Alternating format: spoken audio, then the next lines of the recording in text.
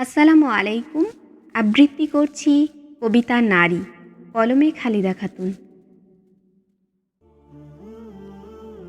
নারী তুমি মুক্তা পাথর, নারী তুমি সোনা, নারী তুমি অলংকার, পুরুষের গহনা।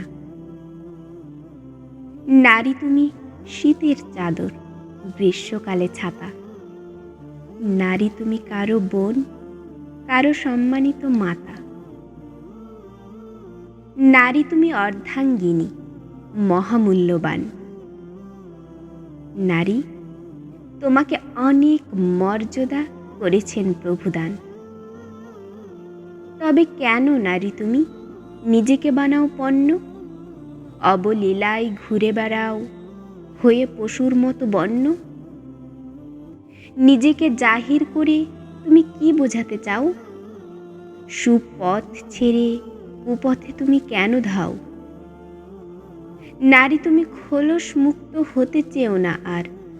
লজ্জা হলো তোমার ভূষণ, মানাই না বাহার।